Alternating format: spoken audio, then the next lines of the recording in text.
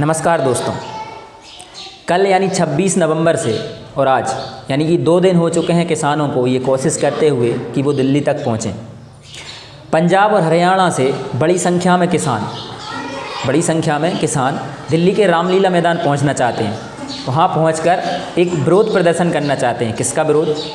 केंद्र सरकार 2 महीने पहले एक 3 कृषि सुधार कानून लेके आई थी। नाम क्या है? कृषि सुधार कानून।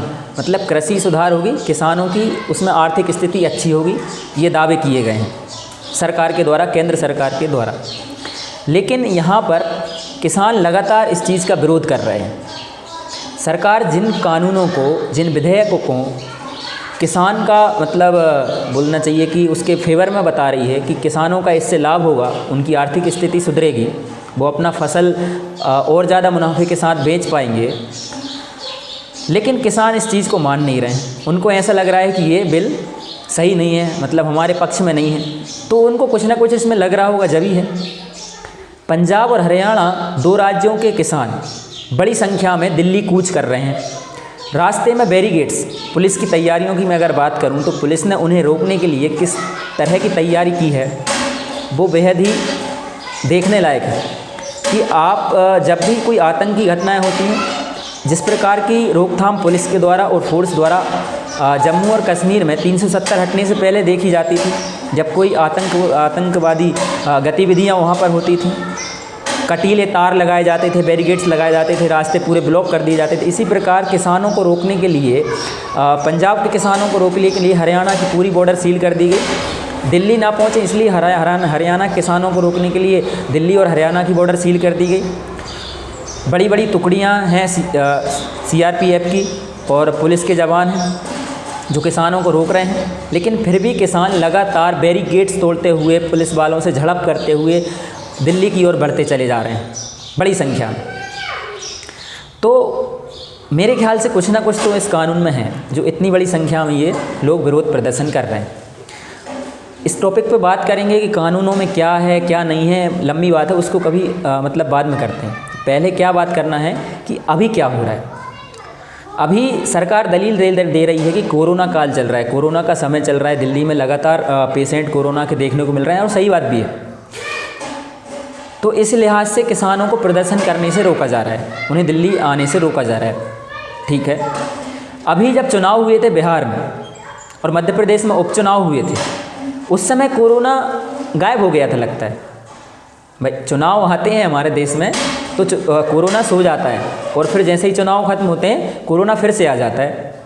अभी इस माहौल को देखते हुए तो ऐसा ही लग रहा है, कुछ दिनों की जो भी अपनी सिचुएशन देख पा रहे हैं उस वजह से ऐसा ही लग रहा है। क्योंकि बिहार में जब चुनाव थे तो लाखों की तादाद में लोग इकट्ठे किए। कौन ने?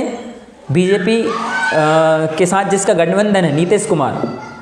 बीजेपी और नीतीश कुमार की पार्टी जो है, उन दोनों का, JDU का और बीजेपी का, दोनों का क्या है, वहाँ पर गठबंधन है जिसकी सरकार फिर से बनी है।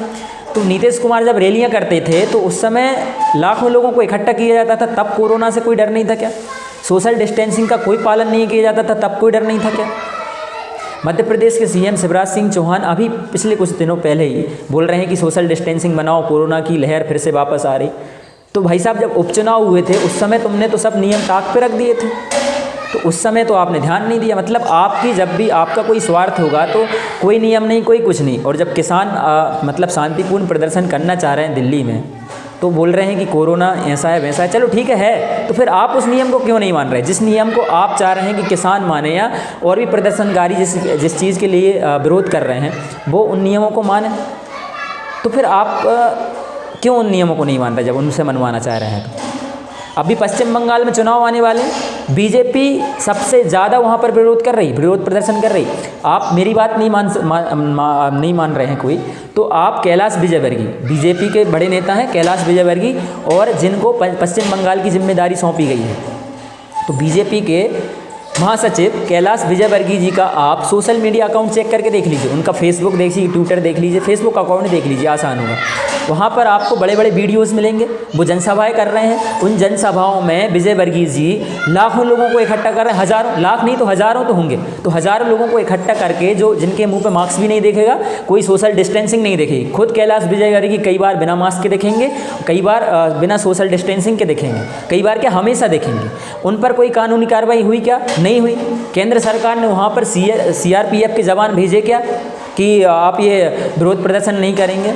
उस समय पर कुछ नहीं किया। क्यों? क्योंकि वहाँ पश्चिम बंगाल में चुनाव आने वाले हैं, तो पश्चिम बंगाल से कोरोना चला गया, जबकि पश्चिम बंगाल भी टॉप पर है अभी केसेस में।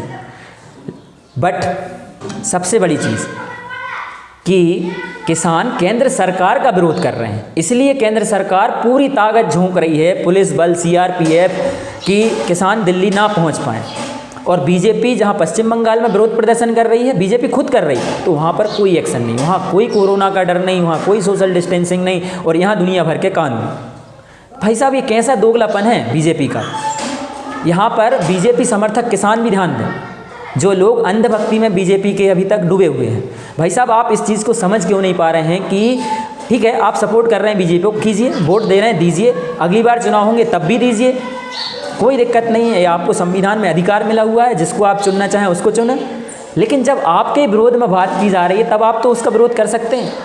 ठंड का समय है, ठंड का समय है, तो ठंड के समय में किसानों के ऊपर पानी बरसाया जा रहा है वाटर कैनन से, वाटर कैनन से किसानों के ऊपर पानी बरसाया जा रहा है। आंसू गैस के गोले छोड़े जा रहे हैं। आंसू गैस, जी हाँ, मैं आपको बताना चाहता हूँ, आंसू गैस को जो युद्ध होते हैं, जो दो देशों के बीच में युद्ध स्तर की लड़ाइयाँ होती हैं, उन लड़ाइयों में आंसू गैस को बैन कर दिया गया पूरी तरीके से।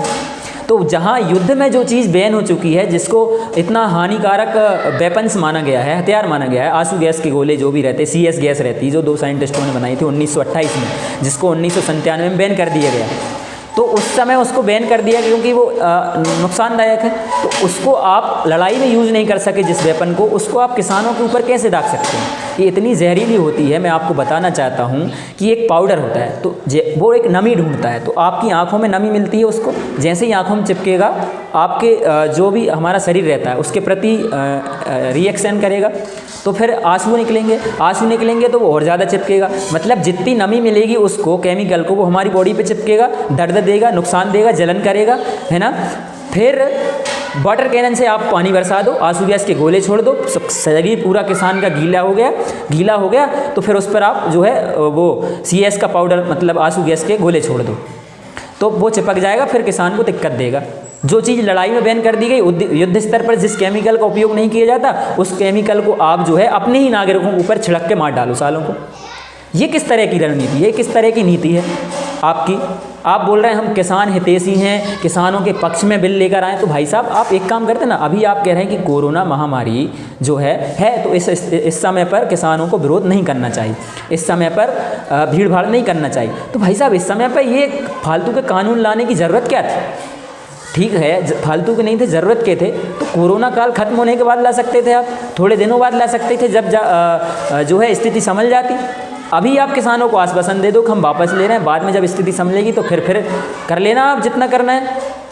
मतलब जितनी चीज़ें आप आसानी से लागू नहीं कर सकते, उनको कोरोना का फ़ायदा उठाकर आप लागू करवा दो ज़बरदस्ती में, तो ताकि लोग विरोध भी ना कर सकें। संसद सत्र बुलाया गया तो उसमें भी आपने क्वेश्चन सेशन खत्म कर दिया पूरी तरीके, क्योंकि जो भी आप चीज़ लेके आएंगे, जो बिल लेके आएंगे, उस पर कोई क्वेश्चन ही ना कर सके। ये पूरा का पूरा जो भी आप चला रहे हैं इतने दिन से, भले ही आपके समर्थक जो लोग हैं वो समझ नहीं रहे हैं, समझेंगे भी नहीं, क्योंकि समझना भी नहीं चाहते। उनको तो मैं जो बोल रहा हूँ, जो लोग वीडियो देख भी रहे होंगे, उनको तो यही लग रहा है कि भाई चलो ये कांग्रेस ही पक्का। भाई साहब कोई पार्टी से कोई लेना देना नहीं, किसान का बेटा हूँ, तो किसान के फेवर में तो बोलना मेरा अधिकार है, और ना भी होता तब भी मैं बोलता। क्यों? क्योंकि जो गलत है सो गलत है।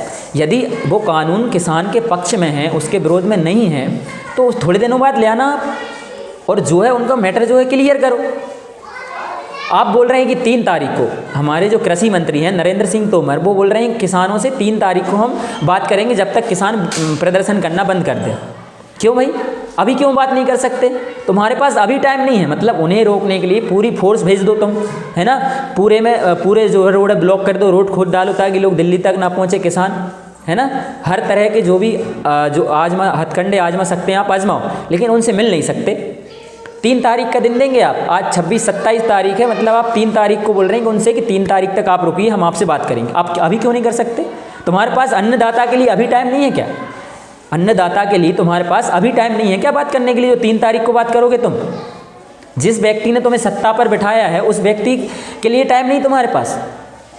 चुनाव आएंगे फिर तुम कुछ ना कुछ हथकंडा ले आना नेशनलिज्म का, हाँ हम देशभक्त हैं, हम देशभक्त हैं, देशभक्ति घुसेड़ देना, फिर वोटर लालच में आकर फिर वोट दे देगा तुम्हें।